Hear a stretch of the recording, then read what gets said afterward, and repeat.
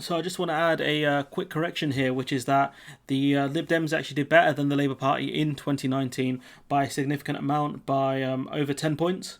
So it makes sense why they would back the Lib Dem candidate so much in this sort of this by-election here. It was 2017 I was looking at where the Labour Party did better than the Lib Dem Party, but if you look at it historically, the Lib Dem Party haven't done great until about 2019, where they did significantly better than the Labour Party. So it makes sense for them to throw their support behind the Labour Party. The other interesting thing is the fact that the Green Party still sucked anyways, but yeah. The interesting thing for me is why Labour did so badly compared to the Green Party, because if you think about tactical voting, why didn't the Greens vote more tactically than the Labour Party? But yeah, anyways, that's just the correction I want to add. In 2019, the Lib Dems did better than Labour. I misspoke in the video. Apologies for that. But yeah, let's get on with the video. So in this segment, we're going to be talking about the Lib Dems overturning a big Tory majority in a by-election, which happened, I think it's yesterday night. Yeah, big shock to a lot of people. Not going to lie, I don't follow by-elections too closely because you can get upset results because people do get sick of the kind of the running government, I guess, or the government in charge, and sometimes they'll throw up a couple of strange results, but then once the general comes around, things change because you have things like higher turnout. So yeah, the Lib Dems winning this one is a bigger surprise as well. So we'll talk about that towards the end of the video, but we'll go through the main details, which is that the Lib Dems have pulled off a stunning by-election victory, overturning a 16,000 majority in a seat which has always voted Conservative. So this seat has historically voted Conservative, and I think the recent MP there passed away, and that triggered the by-election, which the Conservative Party lost. Leader Ed Davey celebrated by knocking over a wall of blue bricks, claiming his party is now the main threat to the Tories in many areas. I think that's true in the South, because you will get Remainers and people who don't like specific things the Tory party are doing, like HS2 and investing so much in the North. And these people feel neglected, which is ironic considering that these people have had a good run of things under Labour and the Tories. It's typically the more sort of northern deindustrialised areas that have done bad. So these people in the South feeling all neglected and all sad, triggered. It's pathetic, to be honest. So the party's candidate Sarah Green won by 8,000 votes from the Tories, with the Green Party in third place. It's interesting that it's the Green Party that are in third place and not Labour. Labour have lost their deposit. What's interesting is that people are talking about tactical voting and stuff like this when it's very odd, because Labour were in, I think, second place last time out.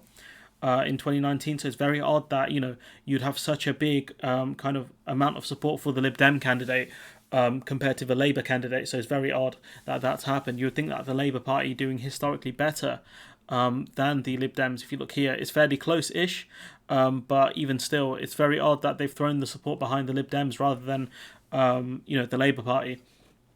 But ultimately it worked. But again, the Green Party coming third is very odd. You'd think it'd be Green voters that would do, massive amounts of tactical voting, not Labour voters.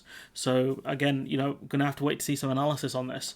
But yeah, appearing alongside Miss Green at a victory rally in the constituency, Mr. Davey said, "This is a great result, a huge swing to us. There are many Conservatives across the country who are now worried," which they should be, to be fair, because the Lib Dems do appeal to certain voters in the south of southern England, and it's going to be interesting to see how much this appeal can last, especially if you have something like a progressive alliance where Labour will drop candidates in certain seats in order to help the Lib Dems, and the Lib Dems will do the same, and the Greens will do the same in other areas.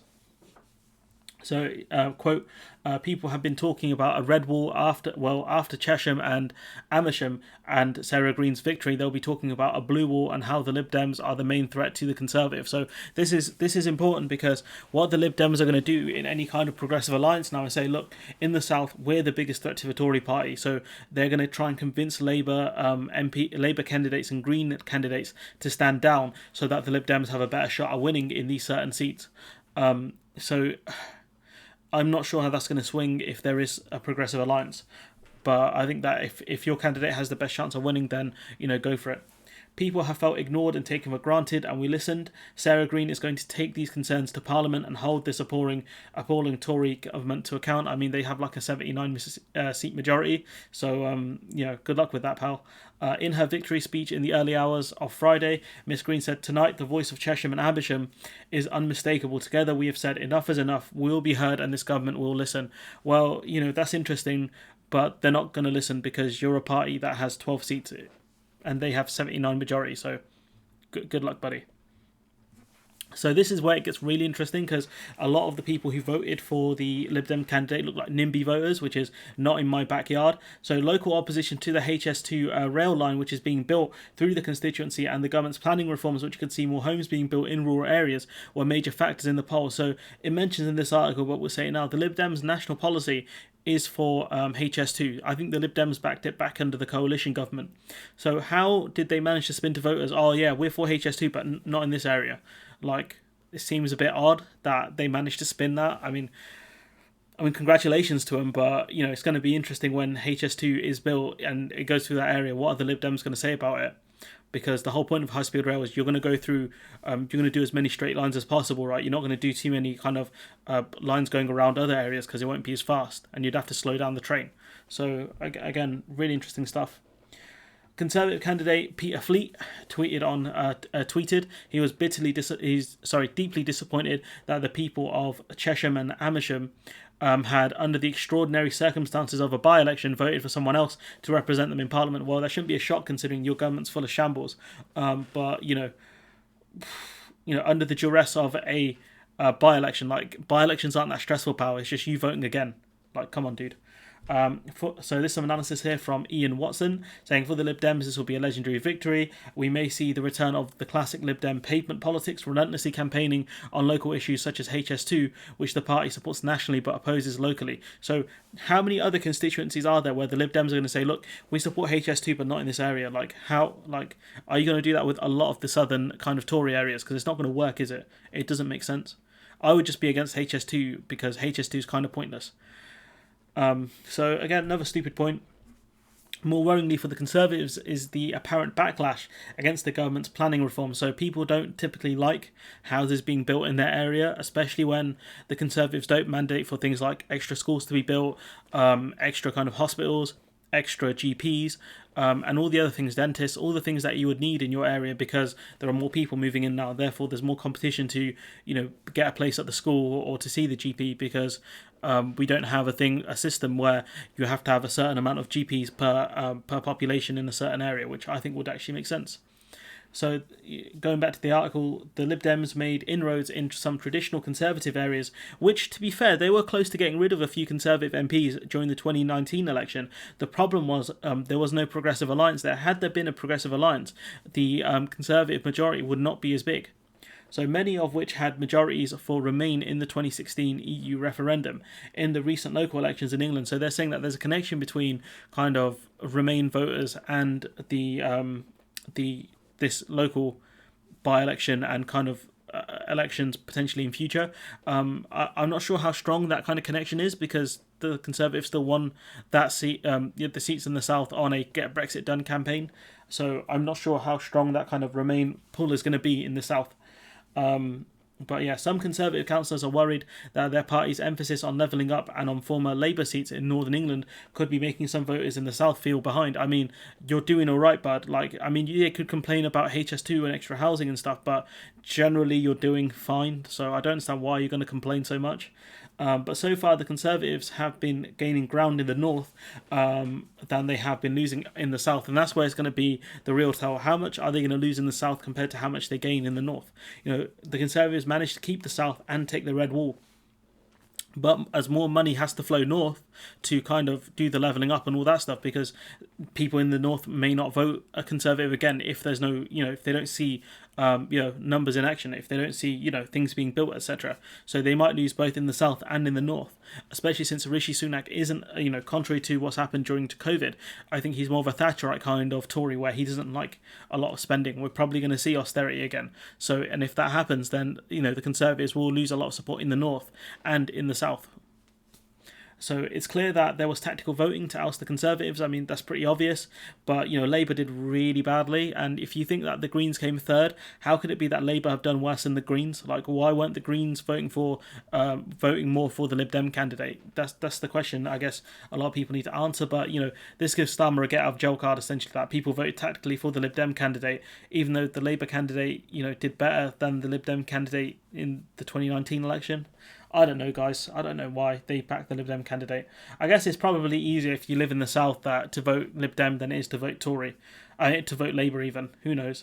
The by-election was caused by the death in April of former Welsh Secretary Dame Cheryl Gillan. Press F to pay respects. In 2019, she retained the seat with more than half of the vote. Apparently, she was quite popular in the area, so that probably shows why the Conservative Party vote collapsed so much, because they lost a popular candidate. So yeah, if we look at the specific numbers, Sarah Green, Liberal Democrat, 21, just over 21,000 votes, which is pretty good given the vote totals. I think she got over 50%. Let's have a look at the graphic again. Yeah, she got over half the vote. I mean, that's a really good result. That's a really good result. I mean, Labour here, that's pathetic. 622 votes. That's less than half what the Greens got. And we've got here a load of other people who've just lost deposits. Reform UK, gone. Breakthrough Party, who the hell are they? Freedom Alliance, Rejoin EU. It's pretty bad. It's pretty bad here, people. But if we go to actually, looking at the results, it is interesting that if we look in 2019, so a bit of an error on my part. I didn't actually look at the graph properly, did I? But no, in 2017, the Lib Dems, the Labour Party did better than the Lib Dems. There's quite a bit in there. It's about 7 points, right? But in 2019, the Lib Dems did better than the Labour Party by a good margin. So it's probably why they backed the Lib Dem candidate so much. That's a whoopsie there. I'm gonna have to correct that at the start of the video. Shows my graph reading skills are not great. But the other issue is turnout. So if you look here, historically, this seat looks like it's had a big turnout at general elections. So let's have a look. 74% 2010, 72% 2015, 77% 2017, 2019 76%, and here 50%. So I wonder how much that would have impacted the Conservative Party's vote, because people might have thought that, well, the Conservative Party are going to win, I don't need to bother going out to vote, I don't want to support a party that is backing HS2, etc. So it could have been just a massive amount of complacency from Conservative Party voters and the Conservative Party in general, that they thought they were just going to win the seat, and maybe they did take voters for granted. But I do want to ask, how much is that kind of supporting HS2 nationally but not in certain areas going to help the Lib Dems and probably hurt them when people ask them questions about it? How NIMBY voters don't want HS2 in their sort of area, but it's got to go somewhere unless you scrap HS2. But the Lib Dems policy on HS2 is that they publicly support it. But anyways, let me know what you think in the comments below. Like, comment, share, subscribe, and hopefully I'll see you in the next one.